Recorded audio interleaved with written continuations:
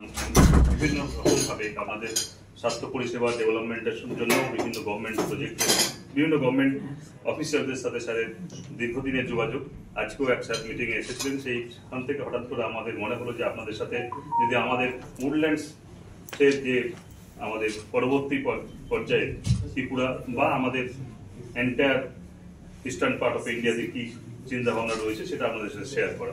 এবং আজকে একটা গভর্নমেন্টের সাথে বিশেষ আলোচনা স্যার ছিলেন, সেখান থেকে যে কি উনি ভাবছেন সেগুলো আপনাদের কাছে শেয়ার করবেন।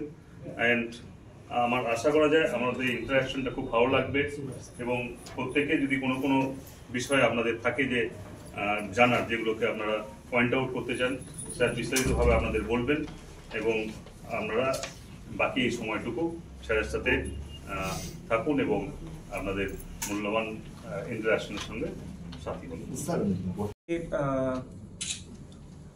আলাপে এসে আর কি ভাল লাগছে। অনেকদিন পরে মানে আমি আগরতলাতে অনেকবার, ত্রিপুরাতে অনেকবার আসা, আমার অনেকবার প্রেসের সঙ্গে ইন্টারাকশন করা, কিন্তু এবার আমার একটা নতুন অর্গানাইজেশনকে নিয়ে এসেছি, উডল্যান্ডস হসপিটাল।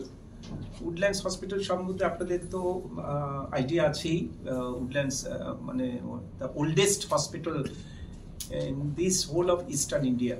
মানে এটা প্রায় 78 ইয়ার্স ওল্ড হসপিটাল। 78 বছর শুরু হয় 1946-এ। তখন এই হসপিটালের ডাইরেকশনটা অন্যরকম ছিল। ওটা কতগুলো মাল্টিন্যাশনাল কোম্পানি, যেগুলো বিদেশি কোম্পানি, তাদের মানে ওই সময়টায় আর কি আমাদের ইন্ডিপেন্ডেন্সের পরের দিকেই আর কি, যে যারা বিদেশি কোম্পানি যারা এখানে কাজ করতেন তারা তাদের সিনিয়র এক্সিকিউটিভদের জন্য এই হাসপাতালটা তৈরি করা হয়েছিল, যাতে তারা একটু স্পেশালাইজড কেয়ার পায়। তখন থেকে কিন্তু উডল্যান্ডসের যে ট্র্যাডিশনটা চলছে, লিগেসিটা চলছে, সেটাই আর কি ধরে রাখা হয়েছে, যে এখানে খুব হাই এন্ড ট্রিটমেন্ট এবং একটু এক্সক্লুসিভ ট্রিটমেন্ট দেওয়া হয়। এবং সেটা আজকে শুধুমাত্র একটা সেকশন অফ পিপলের জন্য নয়, এটা সবার জন্যই উডল্যান্ডসটা খোলা আর কি। মানে এটাই হচ্ছে উডল্যান্ডসের যে highest treatment but at an affordable cost. এবং এটাই উডল্যান্ডসের সব থেকে বড় ফিচার কিংবা আপনি ইউএসপি বলতে পারেন, সেটাই আর কি উডল্যান্ডসের। উডল্যান্ডস এতদিন একটাই হাসপাতাল ছিল, মানে একটা ইন্টিগ্রেটেড একটা হসপিটাল ছিল, কিন্তু এখন আমরা লাস্ট 1 বছর ধরেই শুরু হয়েছে প্রজেক্টটা, যেটা আমরা আরো ফার্দার এক্সপ্যানশন করা হচ্ছে আর কি। অর্থাৎ যে হসপিটালটা ছিল হচ্ছে হেলথ কেয়ার সেক্টর প্রচুর চেঞ্জ হয়ে গেছে, সেটা আপনারা সবসময় দেখছেন বেঙ্গলের মধ্যে, এখানে ইস্টার্ন ইন্ডিয়াতে কিংবা ইন্ডিয়ার মধ্যে কিংবা গ্লোবালিও যদি আপনি দেখেন, যে হেলথ কেয়ার সেক্টর ভীষণ রকমভাবে চেঞ্জ হচ্ছে, টেকনোলজি চেঞ্জ হচ্ছে নানান রকমভাবে। আগে যে ধরনের ভাবে ট্রিটমেন্ট করা হতো, এখন সেটা আরও অনেক উন্নত মানের ট্রিটমেন্ট ফলো করা হচ্ছে। আমরা এখন তো হাই টেকনোলজিতে আমরা রোবোটিক সার্জারি করা হচ্ছে, ক্যান্সারের উপর বিরাট কাজ হচ্ছে। তো ইচ অ্যান্ড এভরি স্ফেয়ারে সেগমেন্টে কিন্তু প্রচুর কাজ হচ্ছে এখন হেলথ কেয়ারে।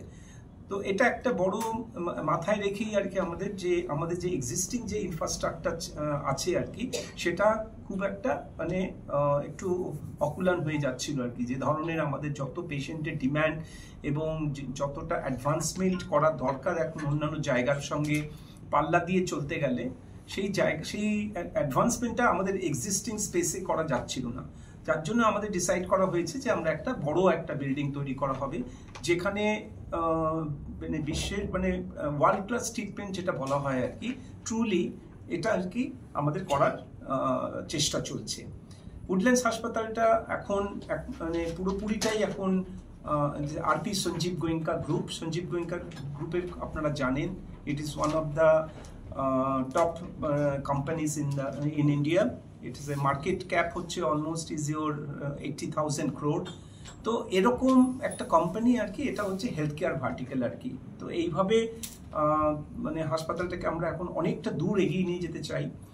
এই ত্রিপুরা থেকে যদি আপনি ধরেন, যদি আমাদের প্রচুর পেশেন্ট এমনি আমাদের উডল্যান্ডসে আগেও আসতো, এখনো আসছে, এবং রিসেন্টলি যেটা আপনারাও অনেকেই অনেক সংবাদপত্রে বেরিয়েছে আর কি, যে আমাদের লাস্ট পুজোর সময়, যেটা থেকে পুজোর সময় যখন যেখানে কোনো ডাক্তার পাওয়া যায় না, সবাই একটু হলিডে মুডে থাকে, মানে একটা ফেস্টিভ মুডে, সেইখানে কিন্তু আমরা ত্রিপুরা থেকে মিসেস দেববর্মা বলে একজন, উনি এখানে একটা কিডনি স্টোনে সার্জারি করে কোনো রকম একটু কমপ্লিকেশন হয়েছিল, সেখানে বোধহয় উনি অপারেশনটার পর 4 বার এখানে আরো ভর্তি হয়েছেন। ভর্তি হওয়ার পর তারপরে যখন খুবই সিরিয়াস আরো ফার্দার সিচুয়েশন হয়ে যায়, মানে অ্যাবসলিউটলি ফাইটিং উইথ লাইফ, সেটার ক্ষেত্রে কিন্তু তখন ওনাকে ইমিডিয়েটলি এয়ারলিফট করে উডল্যান্ডসে নিয়ে যাওয়া হয়। উডল্যান্ডসে ওই ডিউরিং দিস পূজার সময়ও ডক্টরদের সমস্ত ডক্টর এসে তার একটা লাইফ সেভিং একটা সার্জারি করা হয়। তারপরে মানে বেশ কিছুদিন উনি হসপিটালে ছিলেন, সুস্থ হয়ে বাড়ি ফিরেছেন, যেটা এখানে একদমই মানে she was fighting with life. তো এরকম আমরা মানে প্রচুর আমাদের আরো কেস আছে ত্রিপুরা থেকে আসছেন যারা, তাদের মানে আমরা যত রকম সম্ভব আমাদের সার্ভিস দেওয়া। আমাদের সমস্ত রকম স্পেশালিটি আছে উডল্যান্ডসে, মানে it's a very high and super speciality hospital. এটার নামই হচ্ছে উডল্যান্ডস মাল্টি স্পেশালিটি হসপিটাল। অনেক রকম অ্যাডভান্সে এবং আরও আমরা অনেক অ্যাডভান্সমেন্টসে যাচ্ছি। আমরা আমাদের যেটা 3টে আমরা মানে ইয়োর সেন্টার অফ এক্সেলেন্স যেটা আমরা করেছি, আমরা একটা হচ্ছে কার্ডিওলজিতে আমরা একটা সেন্টার অফ এক্সেলেন্স করছি, আমরা গ্যাস্ট্রোএন্টারোলজিতে একটা সেন্টার অফ এক্সেলেন্স করছি, এবং অর্থোপেডিকে অর্থাৎ নি রিপ্লেসমেন্ট, জয়েন্ট রিপ্লেসমেন্ট, এটাতে ভেরি অ্যাডভান্সড স্টেজের সব রকম প্রসিডিওর করা। এছাড়া সব রকমই আছে, কিন্তু এগুলোতে আমরা অনেক বেশি সুপার স্পেশালিটি কেয়ার দেওয়ার কথা আমরা ডিসিশন নিয়েছি। তার জন্য আমরা টেকনোলজিক্যালি আমরা অনেক আপগ্রেড করছি, আমাদের এক্সিস্টিং যে সিস্টেম আছে সেগুলোকে আমরা অনেক টেকনোলজি আপগ্রেড করছি। আমাদের নতুন নতুন অনেক ইকুইপমেন্ট আসছে যেগুলো এই 3টে এরিয়াতে বেশি কাজ করতে। আমরা রোবোটিক সার্জারি ইন্ট্রোডিউস করছি, আমরা শর্টলি আমাদের রোবোটিক সার্জারি আমরা উডল্যান্ডসে ইন্ট্রোডিউস করছি। ফর হাই প্রিসিশন সার্জারির জন্য আমরা রোবোটিক সার্জারি করা হচ্ছে। ক্যান্সার কেয়ারটা বড়ভাবে আসছে, কিন্তু সেটার জন্য যে আমাদের বাংকার দরকার কিংবা রেডিওথেরাপি দেওয়ার জন্য যে লিনিয়াক অ্যাক্সিলারেটর দরকার, সেইটা তো এমনিভাবে বসানো যায় না, তার জন্য আমরা নতুন বিল্ডিংটা করা হচ্ছে এবং 2026 সালের প্রথম দিকেই হয়তো আমরা ওপেন করতে পারবো with other more specialised care এগুলো নিয়ে এসে। তো এটাই হচ্ছে এক উডল্যান্ডস হসপিটাল। আমাদের আজকে একটা এখানে গভর্নমেন্টের সঙ্গে আমাদের একটা মিটিং ছিল, যেখানে যে একটা গভর্নমেন্ট থেকেও একটা প্রপোজাল আসছে আর কি, যে প্রাইভেট পাবলিক পার্টনারশিপে আসার জন্য। যদিও এটা খুব প্রিলিমিনারি ডিসকাশন, আমরা কোনো রকমভাবে ডিসিশন সেরকমভাবে কিছু নয়, জাস্ট আমরা জানার জন্য এসেছি যে সরকার কি ভাবছেন, কীভাবে নিয়ে যেতে চাইছেন, আমাদের যে রিসোর্স দরকার যেগুলো, অর্থাৎ হিউম্যান রিসোর্স, ডাক্তার, সেগুলো আমরা কি করে পাবো, কী রকম, সেগুলো নিয়ে ডিসকাশনটা ছিল। এটা আরও চলবে, কিন্তু সরকারের দিক থেকেও অনেক পজিটিভ রেসপন্স, যে ওনারা বলছেন যে আপনারা আসুন, আপনারা এখানে ইনভেস্ট করুন, আমাদের এখানে অনেক স্কোপ রয়েছে, অনেক অপরচুনিটি রয়েছে, এখানকার পেশেন্টরা অনেক বাইরে চলে যাচ্ছেন, তাদের খুব হ্যারাসমেন্ট হচ্ছে। তো এটা আমরা সবাই আমরা পজিটিভ হইতে দেখছি যে কি করা যেতে পারে না যেতে পারে। ইনভেস্টমেন্ট দেখুন, একটা একটু জায়গাতে ইনভেস্টমেন্ট করা তো একটা বড় ব্যাপার, কারণ কি আমাদের যে ডিম্যান্ড সাপ্লাই থাকলেও যে একটা ইনফ্রাস্ট্রাকচার তৈরি করতে গেলে তার আগে অনেক রকমের ডিসকাশন হয় আর কি। তো আমরা এখনো খুবই প্রিলিমিনারি স্টেজে এটা করা হয়েছে। এছাড়া কিন্তু আমাদের নিশ্চয়ই ভবিষ্যতে প্ল্যান আছে, যদি আমরা কিছু করতে পারি ত্রিপুরাতে, যদি যে কোনো একটু সময় সুযোগ আসবে, আমরা ডেফিনেটলি আমাদের ত্রিপুরার উপর আমাদের একটা সফট কর্নার আছে সব সময়, সেখানে যদি কিছু করতে পারি আমাদের নিজেদেরও একটা অনেক বেশি স্যাটিসফ্যাকশন থাকবে। তো এটাই হচ্ছে আমাদের উডল্যান্ডসের ব্যাকগ্রাউন্ড আজকের দিনে। আপনাদের যদি কোনো প্রশ্ন থাকে, আপনারা আরেকটু যদি জানতে চান, ready to accept any question. এটাই যেটা বললাম আর কি, চিন্তা ভাবনা রয়েছে আমাদের, যদি আমরা কিছু করতে পারি সুযোগ বুঝে আর কি। তো সেটা একটা এমনি ডিসকাশন হয়েছে, এই মুহূর্তে কোনো কিছু কংক্রিট কিছু নেই বলার মতন সেরকম, কিন্তু আমরা জানতে চেয়েছি আর কি যে কী ধরনের করা যাবে, জমি কোথায় পাওয়া যায়, কিভাবে প্রজেক্ট করা যেতে পারবে এখানে। তো তো এগুলো নিয়ে একটা মানে হালকা ডিসকাশন হয়েছে। তো গভর্নমেন্ট থেকেও খুব ইন্টারেস্টেড আর কি, ওনারাও চান যে প্রাইভেট সেক্টর থেকে ইনভেস্টমেন্ট করাটা দরকার। যেটা আমরা দেখলাম এখানে সুপার স্পেশালিটি কেয়ারে একটা বিরাট গ্যাপ রয়েছে আর কি, যেটা সেই জায়গাটায় আমরা চেষ্টা করছি সুপার স্পেশালিটি কেয়ারে।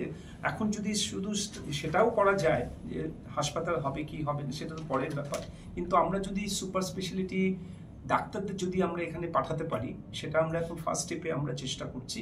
আমরা কোনো একটি ক্লিনিকের সঙ্গে যদি টাই আপ করে যে আমরা যদি রেগুলার যদি আমাদের সুপার স্পেশালিটি ডাক্তারটা পাঠাতে পারি, অ্যাটলিস্ট কনসালটেশনটা যদি ওনাদের হয়ে যায়, এটাও একটা বড় জিনিস যে শুধুমাত্র কনসালটেশনের জন্য তাকে যেন আবার কলকাতা কিংবা আদার কোনো শহরে যাতে না যেতে হয়। সেটা একটা একজনের পেশেন্টের সঙ্গে তো আরও দুজন বাড়ির লোকের যাওয়া দরকার। তো সেটাই আর কি, যে যদি আমরা এখানে কিছু রকমভাবে ইনিশিয়াল স্টেজে, তারপরে আস্তে আস্তে আমরা আরও বেটারভাবে দেখব, কিন্তু ইনিশিয়াল স্টেজে আজকেই আমাদের একজন ক্লিনিকের সঙ্গে কথা হচ্ছিল যে ওনারাও চাইছেন যে আমরা যদি এখানে ভালো রকমভাবে ডাক্তার পাঠাতে পারি, যেমন super speciality doctor, cardiologist, neurologist, nephrologist, gastroenterologist, যেগুলো খুব প্রয়োজন, যার জন্য হয়তো অনেককে কনসালটেশনের জন্য বাইরে যেতে হচ্ছে। যতটা সম্ভব এখানে যদি করানো যায় সেটাকে, that is first step. Second স্টেপটা আমরা দেখব আমরা যদি টেলিমেডিসিনটা স্টার্ট করতে পারি, অর্থাৎ এই যে ডাক্তার যে দেখে গেলেন তারপরে যদি আমরা টেলিমেডিসিনে যাতে তাকে আবার যাতে না ফিরে আসতে হয়, তার জন্য আমরা টেলিমেডিসিনের থ্রু দিয়ে ডাক্তারের সঙ্গে যোগাযোগ করে রাখা। আর যদি ধরুন যে কোনো সার্জারি কিংবা কোনো বড় সার্জারির জন্য তাদের যদি যেতেই হয় কলকাতায়, তো সেখান থেকে সার্জারি পরেও তো অনেকবার চেক আপের জন্য দরকার হয়, সেই চেক আপটা যাতে বারবার যাতে তাকে না যেতে হয়, টেলিমেডিসিনের থ্রু দিয়ে যাতে হয়ে যায়, সেরকমও আমরা একটা ভাবনা চিন্তা করছি যে এখানে টেলিমেডিসিনের একটা সেট আপ যদি বসাতে পারি ক্লিনিকে, তাহলে লোকের যত রকমের হ্যারাসমেন্টটা কম হয়। এখানকার লোক বারবার যাওয়া কলকাতা শহরে কিংবা অন্য কোনো জায়গায় যাওয়া মানে একটা তো খরচ সাপেক্ষ, তারপরে একটা ম্যান পাওয়ার রিসোর্সেস এগুলো তো রয়েছে। তো এগুলোকে মাথায় রেখেই আমাদের কিছু পরিকল্পনা আমরা করছি আর কি, যে ইমিডিয়েটলি যাতে আমরা নেক্সট মান্থ থেকেই আমরা চেষ্টা করছি যাতে আমরা ডাক্তার যাতে বসাতে পারি। ডাক্তার বসালে কি হবে, আমরা ওখানে সব রকমভাবে ডাক্তারের সাপোর্ট প্লাস যদি কারোর অন্য কিছু আর কিছু যদি প্রয়োজন হয় তাহলে ওইখান থেকেই আমরা সমস্ত অ্যারেঞ্জ করে দিতে পারবো, অর্গানাইজ করে দিতে পারবো। যদি তারপরে যদি কোনো সত্যিকারে যদি খুব রুগী যার ইমিডিয়েট কিছু দরকার, তাকে অ্যাডভান্স আর্জেন্ট বেসিসে আমরা তাকে শিফট করানোর ব্যাপারে, অ্যাম্বুলেন্স পাঠানোর ব্যাপারে যা কিছু প্রয়োজন, মেডিকেল ট্রিটমেন্টের জন্য যা যা প্রয়োজন, সেগুলোকে আমরা আস্তে আস্তে আমরা ইন্ট্রোডিউস করতে পারি। তো কিছুটা সাপোর্ট যদি আমরা ইমিডিয়েটলি দিতে পারি সেটা একটা, প্লাস আমরা পরে স্টেপ বাই স্টেপ আমরা অন্যদিকে এগোবো।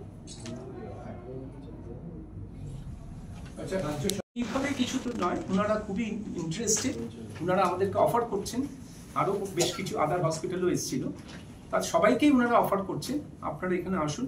প্রাইভেট ইনভেস্টমেন্টটা খুব দরকার হেলথ কেয়ার সেক্টরে। প্রাইভেট ইনভেস্টমেন্ট না হলে হেলথ কেয়ার সেক্টর গ্রো করাটা খুব মুশকিল।